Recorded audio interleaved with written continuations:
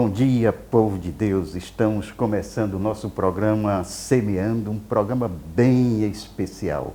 Hoje você vai conhecer um movimento mariano que está nascendo na nossa arquidiocese de Fortaleza e já colhendo frutos de santidade, de conversões, principalmente trabalhando na evangelização das famílias. Eu estou recebendo com muita alegria aqui o Paulo Henrique e a Adriana, que são membros do movimento Caná. Vamos conhecer esse movimento Caná. Quem fala primeiro? Bom dia a todos. É uma alegria estar aqui, Ibiapina. Parabenizar o programa por mais um ano. Eu que vi o programa nascer, né? Era adolescente. Trabalhou no Queremos Deus. Trabalhei muito tempo no Queremos Deus, a gente sempre muito junto, né, na caminhada, Ibiapina. E, assim, é uma alegria estar aqui. Né? Vou deixar a Adriana falar um pouquinho e explicar o que é o Caná para vocês. Bom dia a todos. E é sempre um prazer muito grande estar aqui com vocês e falar sobre o movimento Caná, né? A gente começa falando da passagem, né, que nos rege, que é fazer tudo o que ele vos disser. Né? Essa passagem ela é baseada nas bodas de Caná, onde os servos são os primeiros, né, a presenciar esse milagre. E como servos de Deus, que nós somos dentro do movimento, a gente tem essa graça, como Ibiapina falou, de ver o milagre acontecer. De ver casais que entram com dificuldades, seja no matrimônio, seja dificuldade financeira ou com os próprios filhos, e em Deus e construindo esse novo. Então, o Movimento Caná tem 5 anos já, nós temos cerca de 35 famílias, né? E uma base de 300 casais. Né? E como é o Caná? O Caná ele se divide, que a gente chama de M, de Misparrá, que significa família de famílias. Na realidade, o Caná é uma grande família. E eu faço parte dessa família. Com certeza, é uma grande honra para a gente ter o Ibiapina na nossa família Caná. Então, o Caná se divide em M, nós temos no momento 6 M's, e iniciando o M7, né? Quem tem interesse em conhecer o movimento, em fazer parte, nós estamos agora com as inscrições abertas para o M7. A pandemia mudou um pouco isso, né? Que era para ter acontecido em 2020, mas nós estamos já estruturando. Então, assim, como é que acontece, né, Ibiapina, essas reuniões? Nós temos reuniões mensais, onde cada família tem 2 casais de servos que são preparados, são formados para repassar a reunião para os demais. Né? E, ao repassar essa reunião, também a gente orienta as informais. Né? Essas informais é um momento mais aberto, um momento de se conhecer, né? É um momento de viver realmente essa fraternidade. Alguma pergunta mais, minha filha, que você gostaria de saber? Eu estou curioso para você me esclarecer como é que nasceu, né? Como é que nasceu esse movimento? Bom, qual foi a ideia, como? Os fundadores do movimento é a Andréa e o Bill, certo? Surgiu deles essa ideia. Na época, eles estavam no Santo Inácio, não é isso? E no Cristo Rei, eles já faziam um trabalho e lá surgiu essa necessidade. A princípio, eles não pensavam em crescer tanto assim. Eles sentiam a necessidade desse movimento e era uma coisa para alguns casais. Só que Deus suscitou no coração deles para que isso fosse passado para outros casais. Né? E então surgiu aí as inscrições para o M1, né? E Jesus sempre colocava 70 vezes 7. E quando tinha a inauguração de um M, a gente se assustava de ver a quantidade de pessoas. E o que era mais bonito, o que a gente mais percebe, é a forma que esses casais chegam. Casais que vivem numa mesma casa, mas que não estão mais juntos. Estão ocupando um espaço. E depois de um tempo você vê que Deus fez essa construção no matrimônio deles. Né? Então, a gente tem casais assim, né, que dão esse testemunho para nós dentro do movimento. Os nossos filhos também terminam se relacionando. Para vocês terem ideia, a minha família não mora aqui. A minha sogra faz Natal sempre antes, porque no dia de Natal os filhos, né, vão cada um para um lado, né? Então, a gente passou a fazer o nosso Natal com casais dentro do Caná que não tem família aqui. Então, como nós somos uma família, né, nos reunimos para poder passar o Natal juntos. Falar em casais, lembrando de jovens. Tem algum movimento dentro do Caná com jovens? O Caná, ele não é focado só no casal. A base, obviamente, é o casal, marido e mulher, mas sempre tem ações tanto para os jovens que estejam ali participando, como também das crianças. Então, há uma catequese das crianças em que se explica como que se transformou a água em vinho, de uma forma muito lúdica, de uma forma muito simples, para as crianças poderem compreender, né, aquela transformação e aquela palavra de uma forma mais simples e dentro do dia a dia. Tem o Filhos do Rei, né? Assim, Filhos do Rei. Tem a comunidade que não é do Caná, tá, gente? Mas André e Bill também são fundadores, que é o Filhos do Rei, que é exatamente para esse público, Ibiapina, que você está... De jovens. De jovens que você está perguntando. Eles estão se reunindo agora na igreja de Lourdes, né? E é uma beleza de ver esses jovens. E, assim, é interessante que agora eles têm um ministério de música, de dança. Então, eles estão muito junto com a gente dentro do Caná. A gente teve o nosso retiro no final do ano, e eram os jovens que estavam lá cantando, que estavam animando, ensinando a gente as coreografias, e é maravilhoso mesmo. Então, Filhos do Rei, já fazia uma intimação, de a gente fazer um programa também com os Filhos do Rei, que é dentro também, agregado ao movimento Caná. Com certeza, com certeza. É um movimento irmão, digamos assim, né? São nossos irmãos mais jovens, alguns são filhos de integrantes do Caná, e é interessante que tem um movimento, como Filhos do Rei nasceu antes, tem muitos integrantes do Caná que são pais de integrantes do Filhos do Rei. Eita! São os jovens trazendo os pais para o movimento. Eu vou falar assim, como homem, normalmente os homens têm uma barreira, têm uma dificuldade maior de estar em movimento da igreja.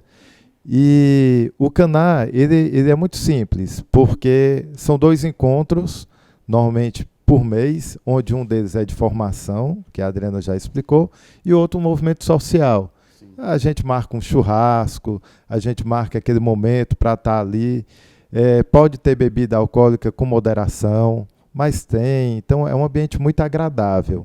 E é naquele momento que você vai enriquecer seu network, você vai fazer amizade com pessoas do bem. Então, são pessoas do bem ali, que estão juntas em prol de crescer e se desenvolverem.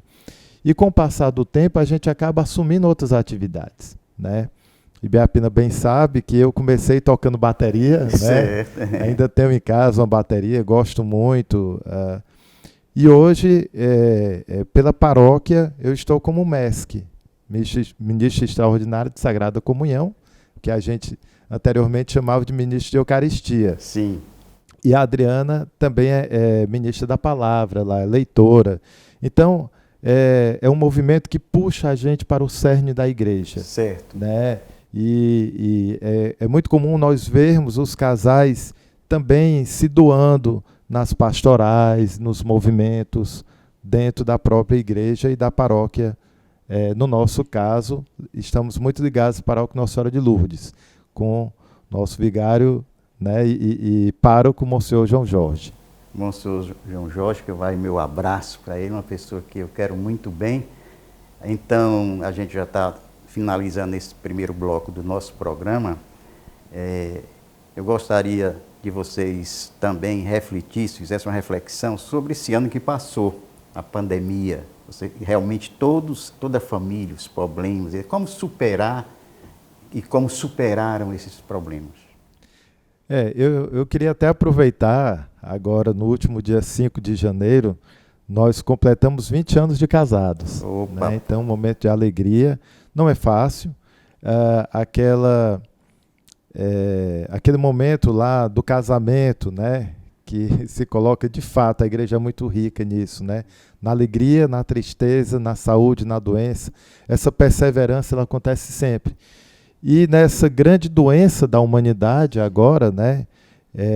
Ocorrida aí no ano passado, sobretudo, e que persiste ainda, o Caná tem sido muito importante para a gente e para muitos casais. A gente viu que alguns casais estavam com dificuldades, até mesmo questões psicológicas, e um foi apoio para o outro. Sim. Então, assim, não é fácil, não é um momento que a gente pode dizer que é um momento simples, não, mas com Deus o fardo é sempre mais leve, porque nos dá força e nos dá autonomia para seguir adiante.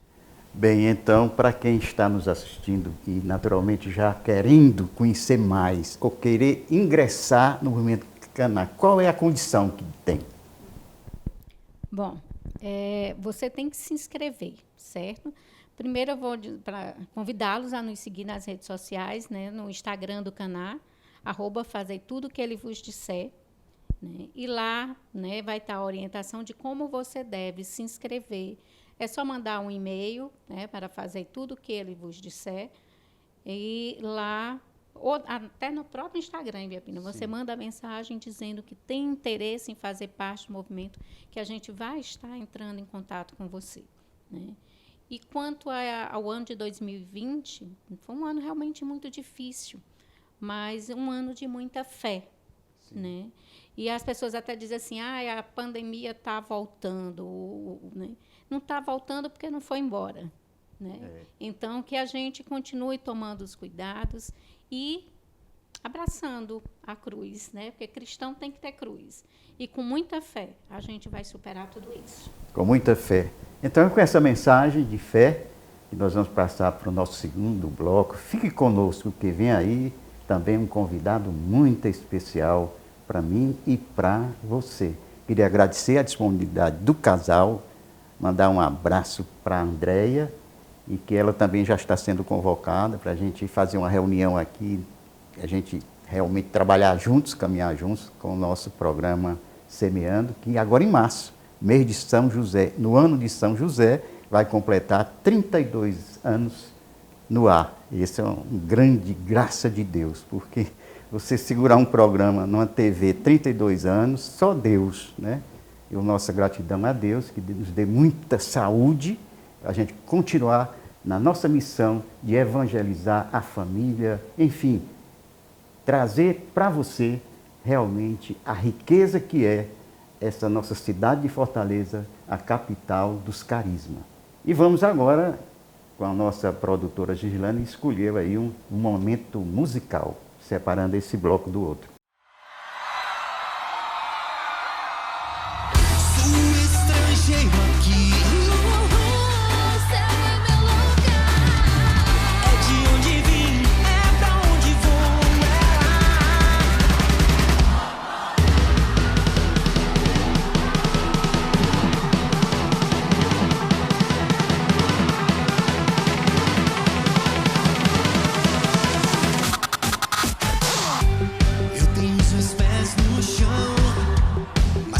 Meu coração está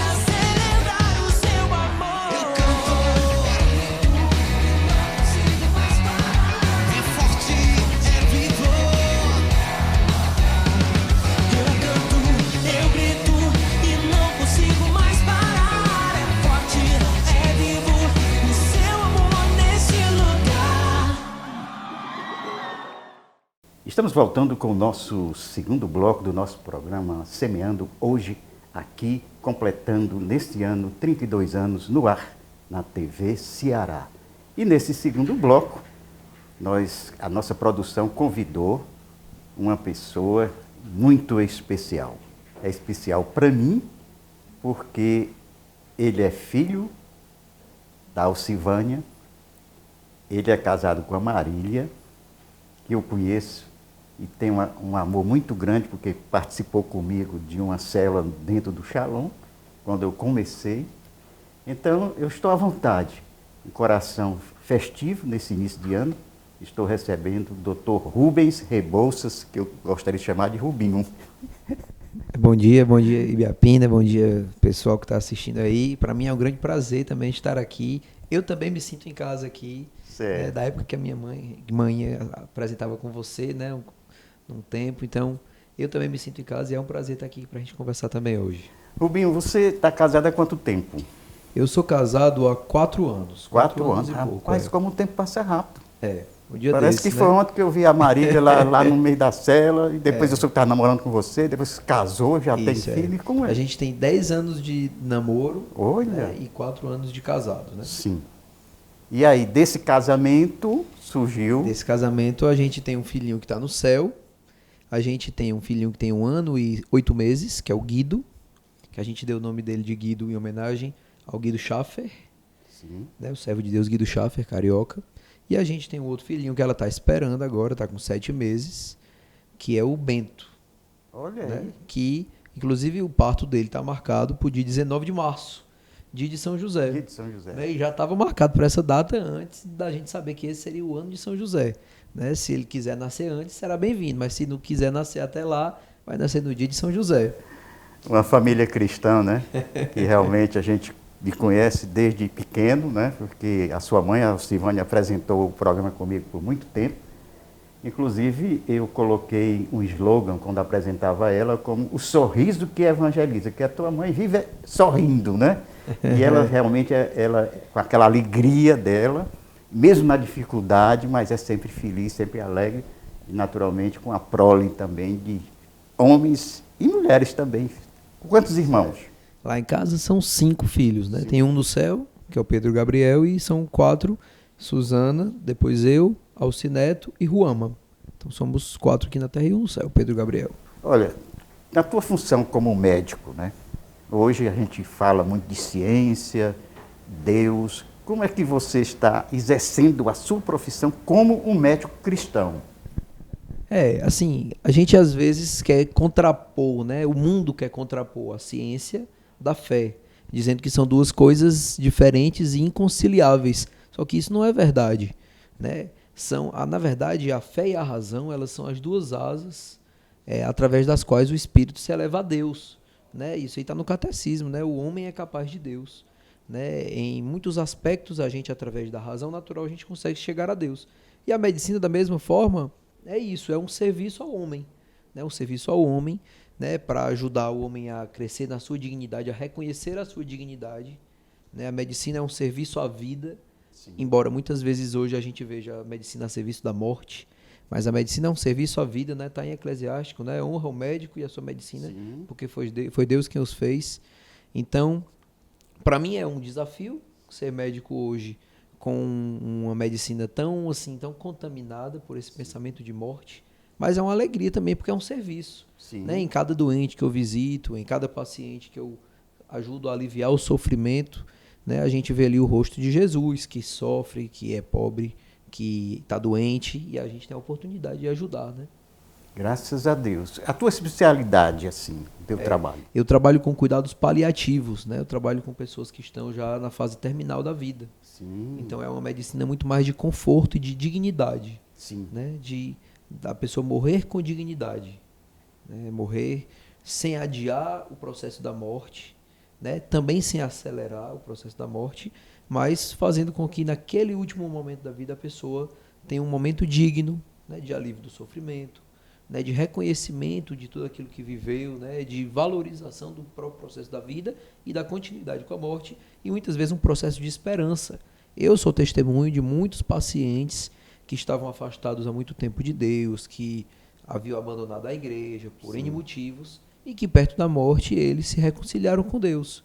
Muitos que se confessaram, receberam a unção dos enfermos, muitas famílias que estavam afastadas que se reaproximaram também no momento mais frágil do seu ente querido. Então, eu sou testemunho de verdadeiros milagres na minha profissão. Graças a Deus, Deus te colocou realmente numa especialidade, e agora que eu estou conhecendo essa especialidade, naturalmente é necessário isso, nesse momento que o mundo está atravessando, que muitos estão e nessas dificuldades, e tem um momento que, no caso do Covid, fica o paciente distante da família, isolado da família. Isso é muito triste, né? E a família não tem aquele momento também da despedida. Isso é uma das coisas mais tristes, né, que essa pandemia provocou, né, que essa onda do Covid provocou, que é o distanciamento das pessoas, das famílias, no momento final, né, onde a gente precisa só o olhar que um parente troca com o outro, já é um olhar de conforto. Né, e muitas vezes isso está sendo tirado daquelas pessoas, e isso é muito grave, isso é muito triste. Muito triste. E você, como médico, vê muitas vezes, né? Desde tentar ajudar da forma que eu posso. Às vezes eu, por exemplo, quando eu vou visitar um paciente no hospital, falo com os parentes, aí gravo um vídeo, aí quando eu chego lá dentro eu mostro, olha aqui, ó, o seu familiar falou para você, ele está ali fora, está rezando, está torcendo, está acompanhando tudo. Isso é importante para a família. Muito importante. Então, você como médico e como cristão, um homem de Deus, naturalmente, na sua juventude você já era pró-vida contra o aborto. Como é que você está vendo esse momento também que estamos presenciando?